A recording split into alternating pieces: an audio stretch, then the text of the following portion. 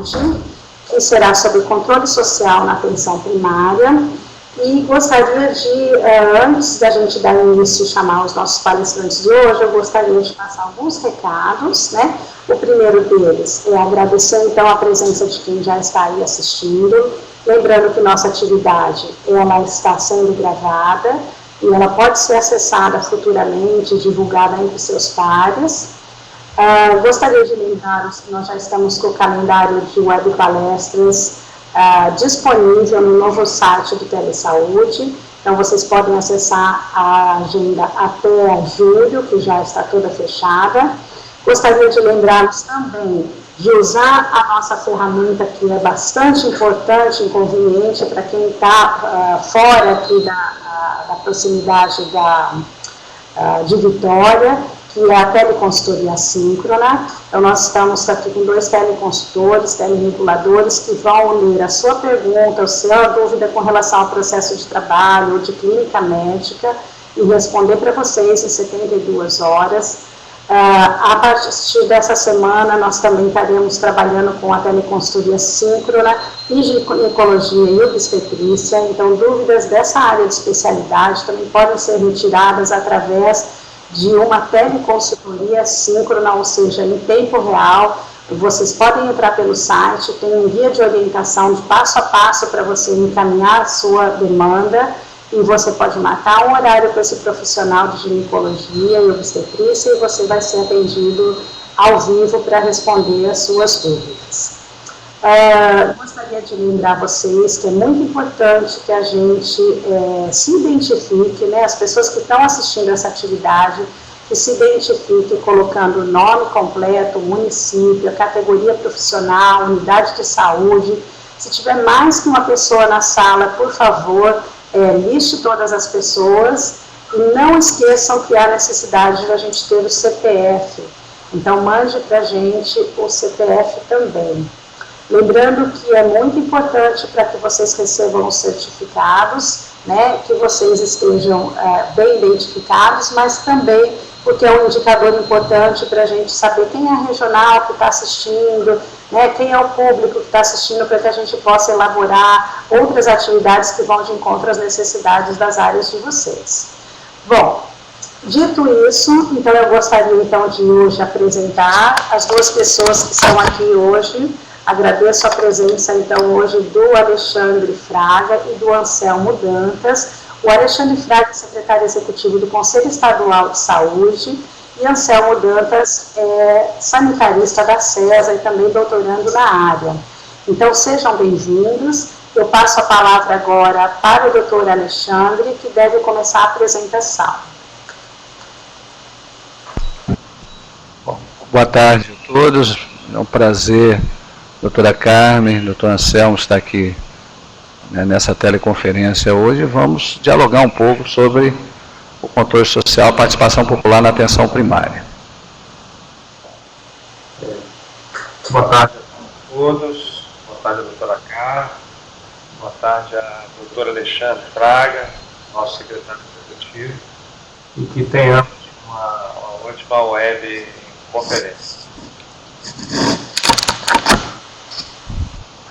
Bom, dando início à nossa discussão dessa tarde, primeiro entender que o controle social, a participação da comunidade na saúde, né, e a gestão participativa é um processo, né, constitucional, um processo que vem sendo construído aí desde a década de 70, né, e aponta, né, para nós um desafio, né, que é um desafio do debate da saúde, né, saúde como a máxima de viver mais e melhor. Eu acho que isso é o que todo cidadão, toda população reivindica e busca incessantemente. Todos sabemos das condicionantes, né, e determinantes das ações de serviço de saúde, que vão desde questões biológicas, genética, um ambiente físico, um ambiente socioeconômico onde as pessoas estão inseridas, as ações e serviços de saúde e principalmente um assunto que está muito em voga hoje, o estilo de vida das pessoas. Então, tudo isso reflete, né, no desenvolvimento do serviço de saúde e das ações de saúde, né, não só no Brasil, como em todo o mundo.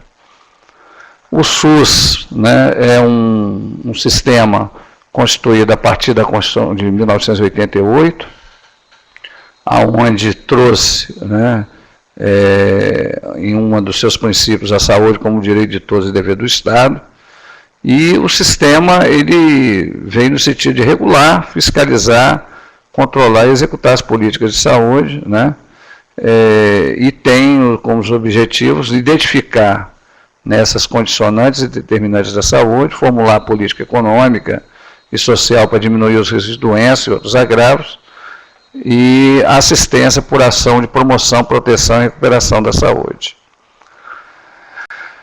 A base legal, né, da participação da comunidade na saúde, na gestão participativa, ela segue a partir, né, do próprio disposto na Constituição, onde tem como uma das suas máximas, né, que todo poder emana do povo e que pode exercê-lo de forma direta, né, através da democracia participativa ou através da eleição de seus representantes, o que constitui aí a democracia representativa.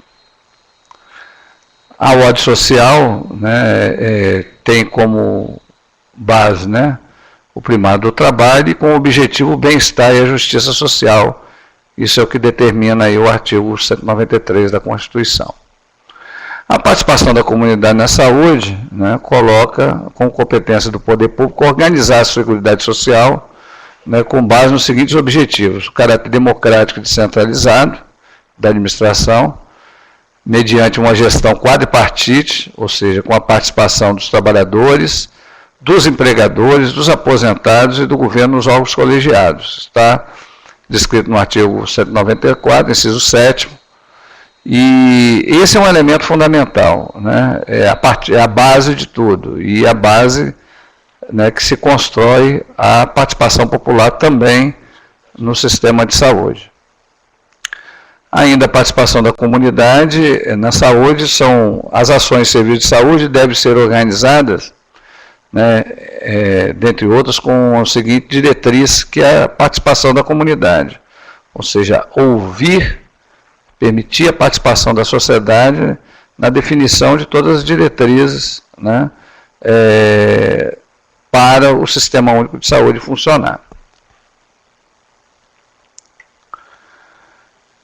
E com isso nós tivemos, né, a partir da Lei 8.080, que cria o Sistema Único de Saúde definitivamente, e a Lei 8.142, que estabelece as formas como se dá a participação da sociedade no Sistema Único de Saúde, a gente tem aí a criação dos Conselhos de Saúde, que tem o caráter permanente, ou seja, eles funcionam permanentemente, são conselhos deliberativos, paritários, ou seja, tem a representação de 50% representando os usuários do Sistema Único de Saúde e os outros 50% distribuídos entre os prestadores de serviço, a gestão e os trabalhadores do sistema, e ainda, né, com seu caráter propositivo e controlador das políticas públicas.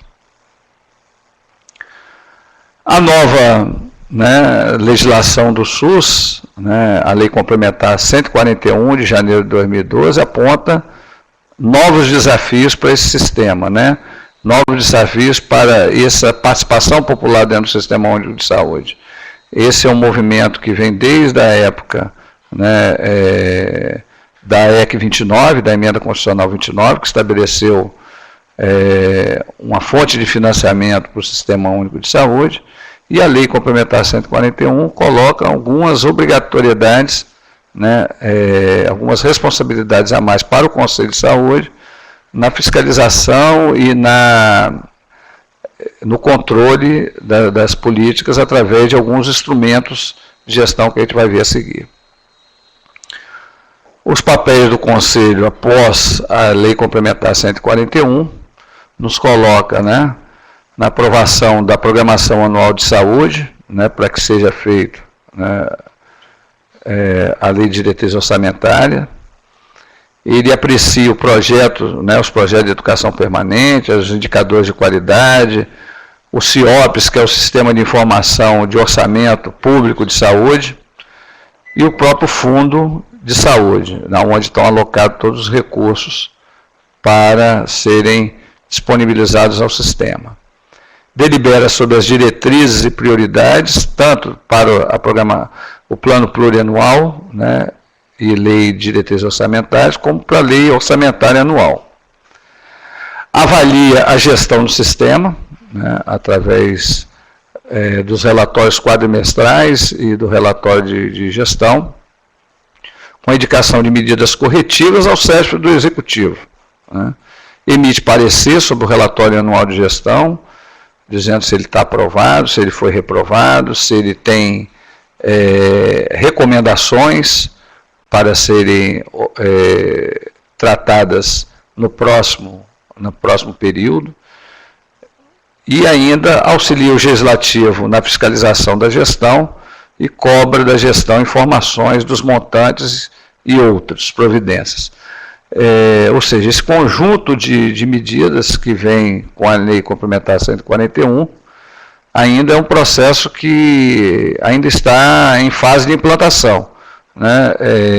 Muitas dessas medidas ainda carecem de um debate mais aprofundado, de uma capacitação, né, tanto dos conselheiros de saúde, para que eles estejam aptos, né, a desenvolver as suas tarefas, como também melhorar, né, também um processo de qualificação da própria gestão, para que estabeleça um diálogo, né, com vistas a responder a todas essas demandas que a Lei Complementar 141 impõe, né, tanto para a gestão quanto para o Conselho. Ou seja, esse processo, né, nos traz a refletir sobre consensos e dissensos dessa participação da comunidade na saúde. E aí a gente entra num debate de algumas questões, né, que precisam ser dirimidas, né. A gente tem observado muito, por um lado, a gente vê, né, um chamado democratismo anárquico, né, onde, em nome desse espaço, dessa participação popular, dessas diretrizes que são apontadas, né, para a participação popular no SUS, né, através dos conselhos, das conferências, né, uma exacerbação de manifestações que acabam trazendo uma série de dificuldades ao funcionamento do sistema, versus o que é legal e o que é legítimo, né? Aquilo que efetivamente precisa ser tratado, né?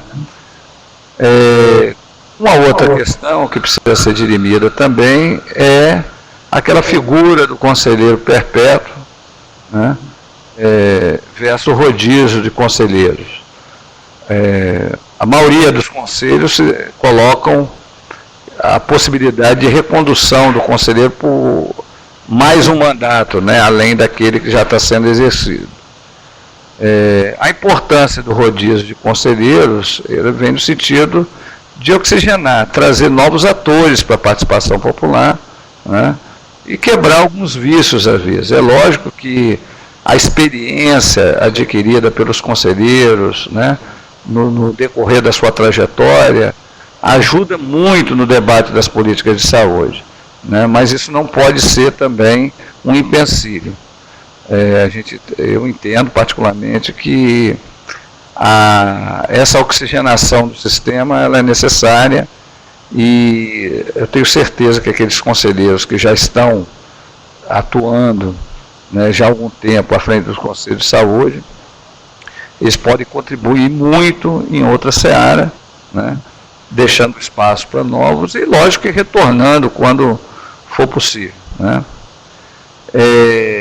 Uma outra questão que a gente precisa também, esse processo precisa se trabalhar para dirimir, né, que o Conselho precisa tratar, né, essa questão, assim, o conselheiro ele não pode ser o despachante da turma, né, e muito menos o guardião da igualdade, ou seja, o conselheiro ele tem que, a atuação do conselho precisa ser de forma tal que permita que a sociedade possa vocalizar suas opiniões, né, e permita também que as pessoas sejam tratadas de forma igualitária, né, ou seja, os diferentes serem tratados de forma igual.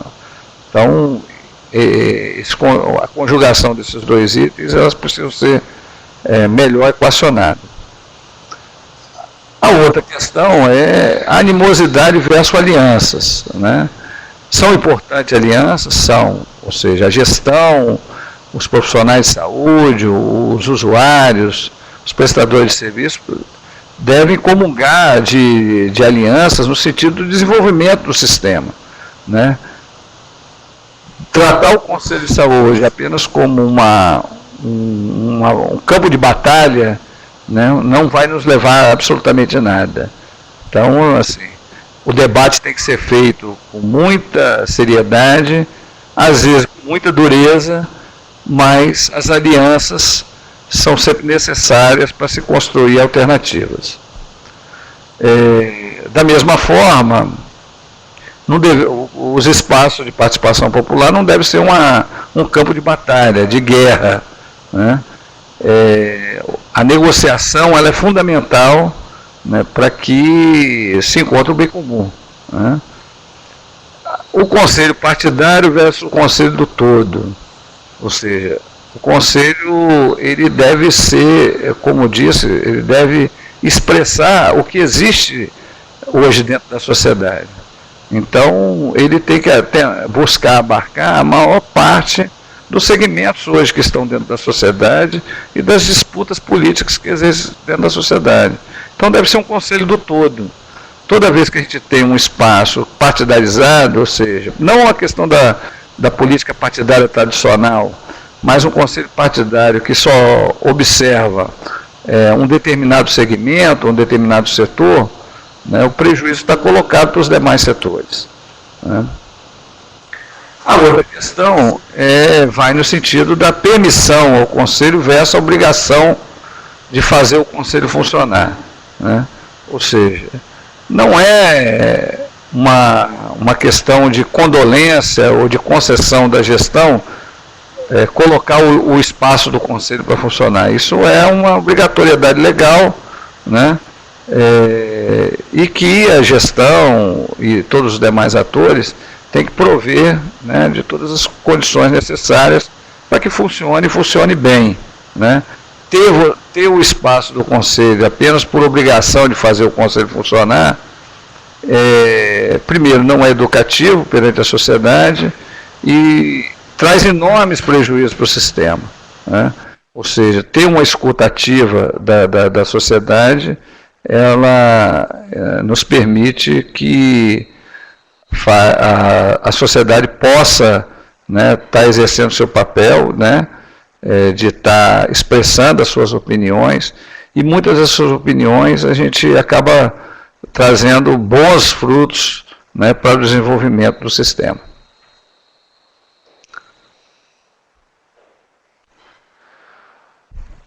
O império da democracia, né, uma questão que a gente gosta de fazer esse quadro para mostrar, né, a diferença do que você tem do democratismo anárquico, a gente citou lá atrás, e a democracia participativa. No democratismo anárquico, alega-se, né, a cada momento que todos têm direito à voz, mas a prática, na verdade, é que uns usurpam esse desejo, né, e se tornam permanentemente proprietários da palavra. Ou seja, você vai numa reunião onde 2 ou 3 falam, né, e ninguém consegue expressar, né, vocalizar as opiniões. Por outro lado, o que a gente prega é que o espaço da democracia participativa, todos têm direito à voz. Então, quanto mais atores puderem se manifestar nesses espaços, e isso quem está coordenando, né, o espaço de discussão, tem que ter essa habilidade, né, provocar, fazer com que os segmentos possam se manifestar, né. Por outro lado, a gente vê aqui que, em nome dessa democracia, rompe com qualquer regra, né, coloca o coletivo como soberano a qualquer tempo para reformar regras. É muito interessante isso. Ou seja, em nome daquela máxima, né, da democracia, de que todos têm o mesmo direito de se manifestar, de falar, de reivindicar.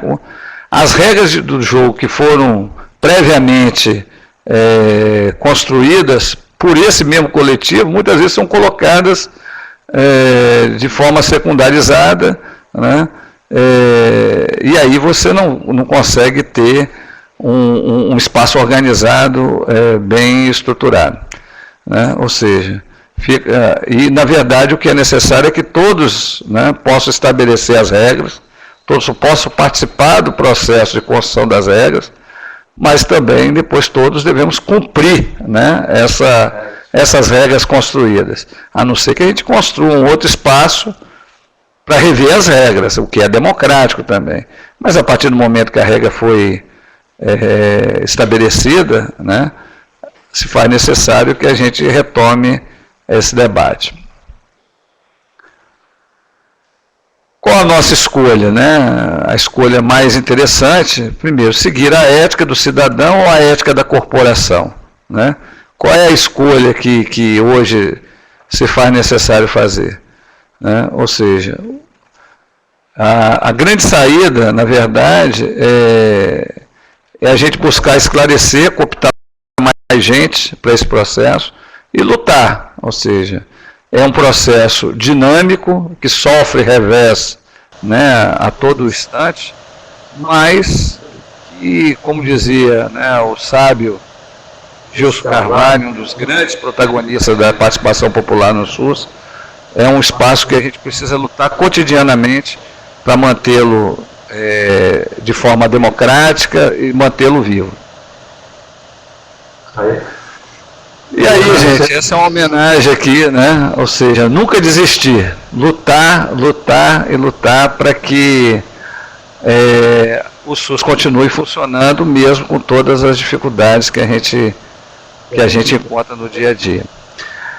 Nesse momento a gente encerra aqui a apresentação dos slides, mas eu gostaria de fazer um comentário sobre a participação popular na atenção primária propriamente dita, né?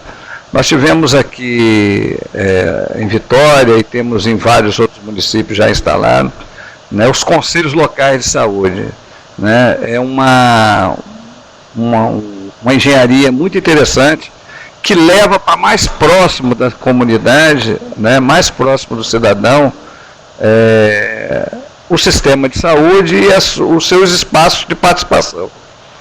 E nessa seara, essa experiência foi muito interessante, porque permitiu que as comunidades, né, pudessem ir para dentro do serviço de saúde, dentro das unidades básicas, né, dentro das unidades de saúde da família, expressar suas opiniões, né. Muitas vezes o profissional de saúde, a equipe da estratégia de saúde da família, a equipe da atenção primária, né, está lá voltada a desenvolver as suas ações para dar resposta, né, às demandas de saúde da população, mas muitas vezes o que a gente discute de forma técnica dentro do serviço de saúde, ele acaba ficando um pouco descolado daquilo que é desejo efetivo da população. Então, ter esses espaços de escuta ativa é um espaço fundamental, né, no sentido de aproximar cada vez mais o que efetivamente a população reivindica, o que ela demanda, com aquilo que é oferecido, né, pelo serviço de saúde. Eu tenho observado ao longo do tempo de que quando a gente não tem essa aproximação, quando o debate é muito distante, a comunidade participa pouco dos espaços de participação popular, ou participa pouco, dando opinião dentro do serviço de saúde, ela acaba reivindicando aquilo que lhe é mais caro. Então, assim, na verdade, se você sair andando pelos bairros da cidade, perguntando, qual é a sua principal dificuldade? As pessoas vão dizer, vão expressar de tal forma que tudo quanto é bairro vai ter que ter um pronto-socorro, ou seja, um local que ele possa ser atendido de imediato, que responda imediatamente aquilo que ele deseja. Né? E muitas vezes a gente consegue vencer essa dificuldade com um debate fraterno, né? Trazendo a comunidade para dentro do serviço, fazendo a escuta ativa, principalmente mostrando para a comunidade do que aquela comunidade adoece, do que as pessoas morrem naquela região. Né? Esse é um debate inicial, ou seja, a maioria das pessoas elas não compreendem, né, por que o serviço funciona daquele jeito. E nós, profissionais de saúde, precisamos mostrar isso, ou seja, e começar do básico. Olha, chama a comunidade, chama as igrejas, a associação de moradores, os estudantes, as escolas, as donas de casa, e vão mostrar para eles, olha, aqui no bairro, aqui na região de saúde, as pessoas, né, pelos dados que a gente tem aqui, têm adoecido desse tipo de problema. Né? Então nós precisamos responder a esse tipo de problema. O que vocês, comunidade, possam nos ajudar a enfrentar essa problemática hoje? Né? As pessoas aqui têm morrido, né, dessas patologias. Então, que tipo de ação vocês podem contribuir conosco, unidade de saúde, para a gente melhorar a qualidade de vida das pessoas aqui? Muitas vezes a gente, na nossa micropolítica, no nosso local de trabalho, tem muita dificuldade em fazer essa escuta, né? Até porque as próprias equipes dentro da academia, né, a gente não está acostumado a ver isso, né, esse tipo de espaço participativo, né, a gente não é provocado a construir esses espaços participativos quando está na academia. A gente fica muito voltado a trabalhar a questão da técnica, né, a questão do estudo científico, e esquece essa relação extremamente importante com a sociedade. Afinal, todos sabem, já por estudos, que 70%, né, da adesão à demanda, a adesão ao cuidado com a saúde, vem do próprio cidadão. Se não for provocado a isso, efetivamente nós vamos ter muito difícil, vamos ter muita dificuldade, não adianta a gente ter a melhor técnica, se essa melhor técnica não consegue convencer o cidadão de que ele precisa se incorporar, né, ao processo. Então, eu acho que para a atenção primária à saúde, essa aproximação, né, esse diálogo fraterno com a comunidade, ele vai melhorar significativamente as condicionantes e determinantes de saúde nas regiões e vai acabar com uma situação que a gente tem visto muito, que é a crítica da sociedade aos serviços que são executados, que são muitos, são importantes, mas por falta de entendimento da população nunca são suficientes para atender o coletivo. Passo a palavra aqui para os comentários aqui do professor Anselmo, né, para dar suas opiniões também. Depois que o Alexandre esclareceu muito bem qual é o nosso papel enquanto cidadão na atenção primária, no sistema de saúde, eu queria lembrar algumas coisas que o Alexandre já pontuou aqui. Primeiro, o SUS é um sistema solidário. O SUS pressupõe cooperação, né? A cooperação de várias profissões, de vários saberes, para que a gente possa produzir saúde socialmente, né? Então, assim, nós estamos vivendo atualmente a questão da gripe H1N1 e também a questão da tríplice adoecimento, né, de dengue, zika, chikungunya, e as quatro viroses têm alguma coisa em comum. Elas dependem muito de hábitos, do modo que as pessoas vivem, né? A questão do mosquito, do Aedes aegypti, como a gente acha que o mosquito não voa, o mosquito voa. Então, assim, se não houver cooperação, né, das pessoas para a gente enfrentar, os focos de mosquito, e também aí a responsabilidade do poder público de fazer saneamento ambiental, saneamento básico, a gente manter as vilas, a cidade, o bairro limpo, nós vamos estar sempre correndo atrás da questão dessas doenças. No caso da H1N1, a forma mais eficiente de prevenir-se dessa doença é a questão dos hábitos de higiene, lavar as mãos. Ou seja, as pessoas não acreditam que lavar as mãos é uma arma eficaz para você enfrentar a epidemia de gripe. Então, a participação popular da comunidade no SUS, ela se dá a partir do momento que nas famílias você também faça o seu compromisso com a vida, mudando hábitos, atitudes, né? E daí da sua casa, na sua rua, no seu bairro, na sua vila, na sua cidade, na sua comunidade, ou seja, é como se nós criássemos uma onda muito grande de defesa na vida, produzindo saúde socialmente. Então, para aqueles que vivem em grandes cidades, a maioria das pessoas moram nas cidades, hoje a gente está adoecendo por questões relacionadas ao modo que a gente está vivendo. Por exemplo, a obesidade infantil, a questão da má alimentação, a questão do consumo de bebidas alcoólicas, a questão do baixo consumo de frutas, legumes, né, de alimentos mais saudáveis. Então, esse debate de como a gente produz saúde socialmente é uma discussão fundamental nos espaços de gestão participativa do controle social na atenção primária. Em alguns momentos, né, na minha carreira como sanitarista, eu trabalhei com doenças cardiovasculares. E a gente sabe que a atividade física, o sedentarismo, o consumo de sal, de gorduras, isso vai produzir doença no médio e longo prazo. O que a gente está assistindo hoje, por exemplo, em relação a isso, é que nós estamos vendo crianças e jovens que antes não tinham hipertensão arterial, ou seja, a pressão alta, hoje já apresentam essa doença numa fase bem pouco esperada, né, da vida. Né? E um outro aspecto que foi aqui tratado, né, que é o envolvimento das equipes de saúde também em produzir saúde.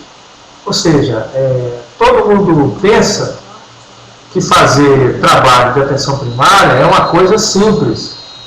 Ou seja, é muito mais complexo você fazer atenção primária do que simplesmente, de repente, você fazer uma cirurgia mais técnica. Ou seja, porque a técnica, o começo, meio e fim está estabelecido. E quando você lida com a produção social da doença e da saúde, você lida com condições muito mais variáveis que às vezes, o próprio sistema de saúde não dá conta sozinho. Um exemplo é a questão dos acidentes de trânsito, da violência, da obesidade, da violência contra a mulher, da violência contra a criança, gravidez na adolescência. Ou seja, são temas que vão depender de outras áreas. Daí a questão de que saúde a gente produz socialmente, e doença também. Ou seja, o SUS ele precisa de todos os atores das políticas públicas, de várias áreas, porque o SUS é uma política de Estado. Ou seja, entra governo, sai governo, o SUS continua. Por isso que esse debate precisa chegar à casa mais distante, à família mais anônima, para que a gente possa produzir aquilo que já foi falado, ou seja, viver mais e melhor, para que as pessoas possam realizar o seu projeto de vida, serem felizes. Eu acho que é a grande mensagem do Sistema Único de Saúde para todos nós nessa tarde. Eu vou ver aqui falar.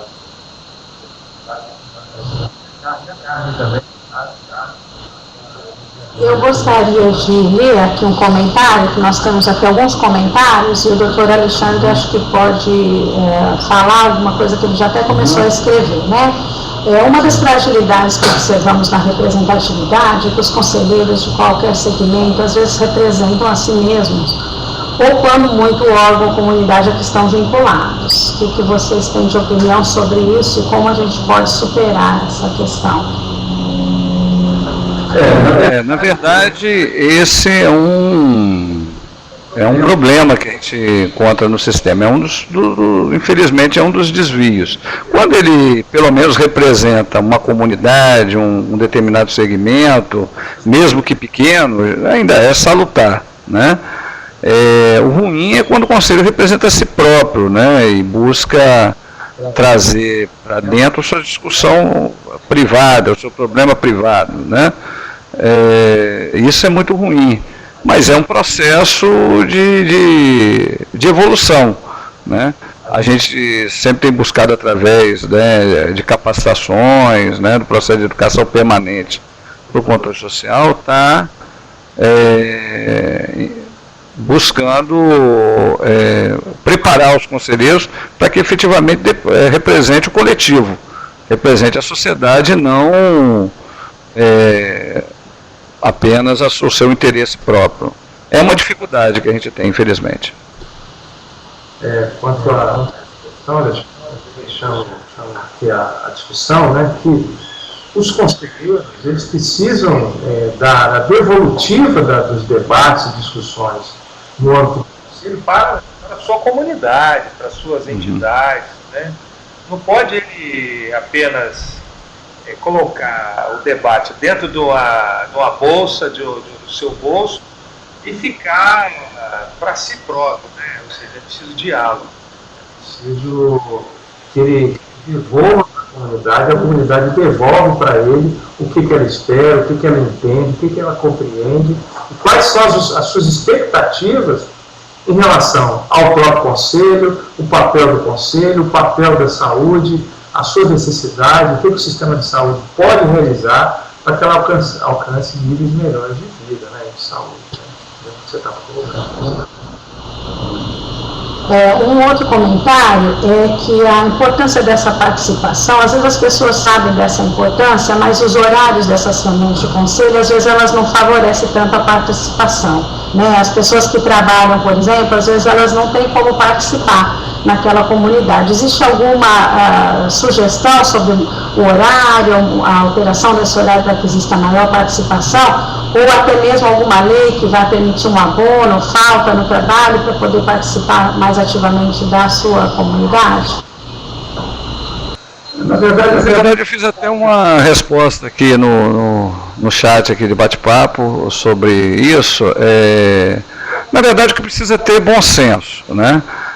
A gestão, os profissionais de saúde estão ali, né, dentro dos serviços, e por conta até mesmo da disponibilidade, né, da possibilidade de você ter uma folga, alguma coisa, né, no outro horário.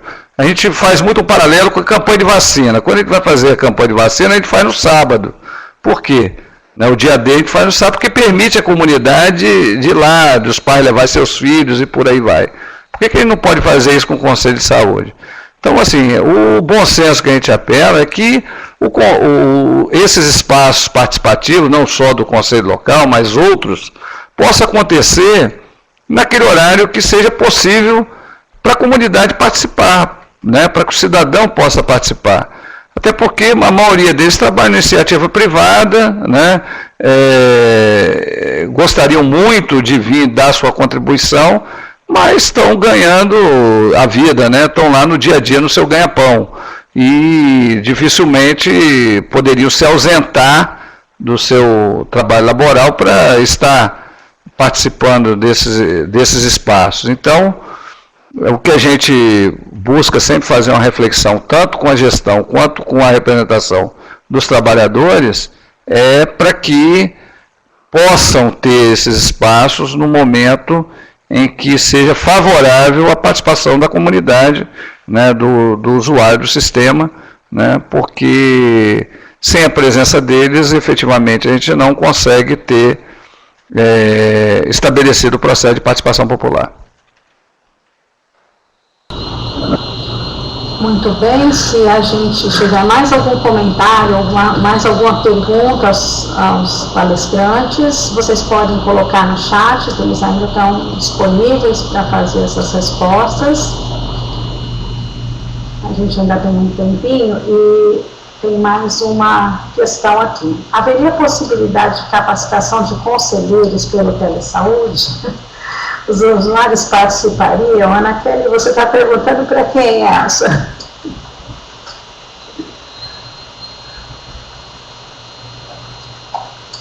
Bom, o Telesaúde, pela abrangência dele, é uma ferramenta importante que a gente está aqui para apoiar qualquer iniciativa que chegue exatamente ao objetivo do programa, que é atender a atenção primária. Então, nós estamos sempre abertos às ideias e aos novos projetos para chegar ao nosso objetivo de capacitar e chegar lá na atenção primária também. Eu acho uma oportunidade excelente, assim, seria muito interessante a gente chegar a algum patamar, acho que seria uma experiência exitosa, né? A gente usar essa ferramenta, quem sabe até no momento fazer um debate do próprio Conselho Estadual de Saúde com os conselhos municipais. A gente sabe que o Telesaúde está na maior parte das secretarias municipais, né? E fazer esse debate até com os próprios conselhos de saúde lá. Ou seja, reunir o Conselho de Saúde para que todos possam participar efetivamente de uma discussão como essa. Eu acho que seria extremamente interessante, agora trazendo temas, né, que possam efetivamente capacitá-los, né, incluí-los nessa discussão. Eu acho que a ferramenta ela é fantástica e pode contribuir muito, né. Desde já nos colocamos aí à disposição, o Conselho Estadual de Saúde tem todo o interesse em estar contribuindo, e nós lá na Secretaria Executiva não mediremos esforço para estar contribuindo com esse processo, porque para nós é faz parte do programa de educação permanente. Muito bem. Bom, nós não temos mais nenhuma pergunta. Se os palestrantes quiserem encerrar com alguma outra fala, algum comentário final, ainda temos alguns minutinhos. Ou a gente então se despede. Tudo certo aí? Pode falar. Eu acho que uma palavra do Marcelo.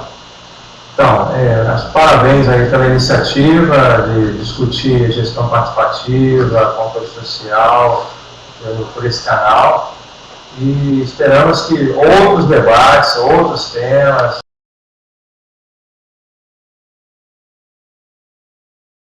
outras discussões de todos. Eu gostaria então muito de agradecer a participação de Alexandre de Oliveira Fraga e do Anselmo Dantas nessa atividade de hoje, agradecer a todas as pessoas que estão presentes assistindo. Lembrando que a nossa atividade está gravada e é uma atividade importante, vocês podem socializar com os colegas que não puderam estar presentes, então em poucos dias vai estar disponível para que vocês possam assistir nos seus locais de trabalho. Também queria lembrar que ainda temos pessoas que estão participando que ainda não informaram a categoria, o CPF, a unidade de saúde. Mesmo encerrando a atividade, por favor, se manifestem, que é importante para a gente como indicador de participação. Lembrando que o Telesaúde está aberto a receber de vocês a opinião, sugestão de temas, ideias, né, para que a gente possa avançar e estar cada dia mais perto da atenção primária. Lembrando dos nossos canais de comunicação, então aqui nós estamos fazendo uma atividade de teleeducação, mas a gente tem também as teleconsultorias, síncronas e assíncronas. Lembrando que isso é uma resposta ao profissional de saúde que está precisando mandar uma dúvida sobre um caso clínico, um processo de trabalho, uma questão da sua comunidade também. Pode enviar para os nossos teleconsultores de maneira assíncrona, significa que nós estaremos respondendo a vocês por escrito em até 72 horas, e agora também algumas áreas de especialidade como ginecologia e obstetrícia, nós temos horário marcado com vocês às sextas-feiras. Também há necessidade de entrar no site do Telesaúde e fazer esse agendamento. Não deixe de observar as nossas agendas semanais, elas já estão preparadas para atender vocês até julho e agosto. Então, muito obrigada pela participação e nos vemos na próxima semana. Obrigada a todos.